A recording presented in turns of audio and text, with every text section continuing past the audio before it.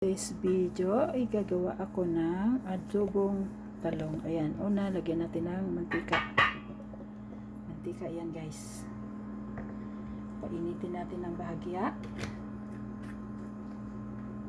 At syempre pa, ilagay ko na ang bawang dahil tsak, ito ay mainit na. Bawang. Bahagya lang din ang apoy. Ayan na. Ayan ang bawang.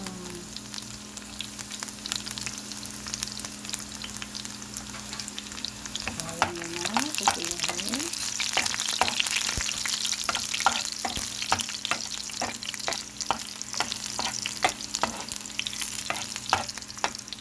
Ayan, medyo pula-pula na ng konti ang ating bawang.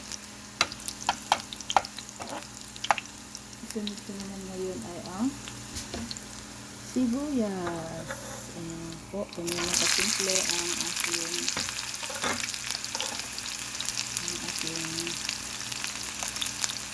pagluluto ng ating adobong talong o adobong eggplant. Ayan. Siyempre pa, ang sibuyas ay lutuin. Hindi natin siya, gisa-gisa-gisa.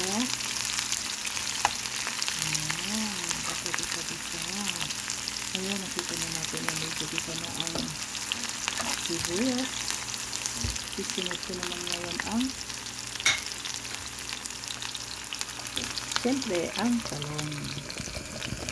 Ayan, hinugasan ko na yung talong, isang pirasong talong. Isang pirasong talong para makaulang tayo ng adobong talong. Adobong talong yung guys. Ayan. Pero iba kasi ayaw kumain ng ganun mga luto, adobo.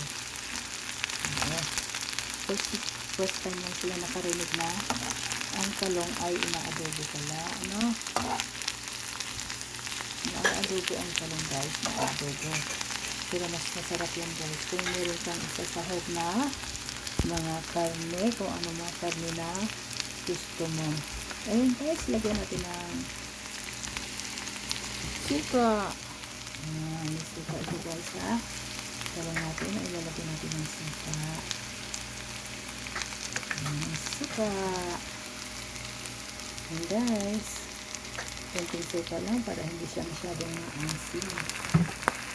Ayan. At siyempre pa, hindi ko sila ang adobo kung walang soy sauce. Ayan guys, soy sauce ito guys. Hindi ko alam. Ayan, magic. Soy sauce magic. Ayan. Masarap ito guys. Ayan. Medyo dinilhan ko ang soy sauce. Ayan. Kasi para masarap lalo ang aking adobong talong. At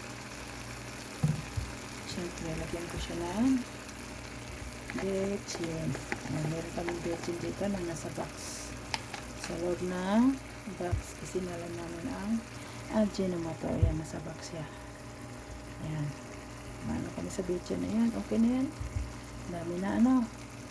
Ayan guys, pagka naluto yan, malambot na ang talong. Ayan, meron ka na pang ulam. Simple lang. Hindi tayo pwede. Lagi na lang tayo nakatortang talong. Ano? Ayan, itong talong. Pero ito guys, masarap talaga. Masarap na masarap. Ayan, lagyan natin ng konting tubig. Mainit na tubig ang ilalagay ko dito guys. Ayan. And that's all for today guys. Antayin ko na lang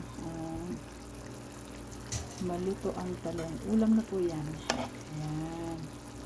Ulam na talong.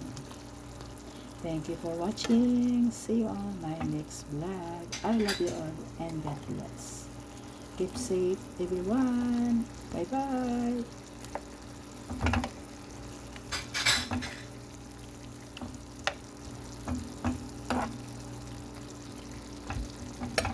Wala pa sa mga apoy.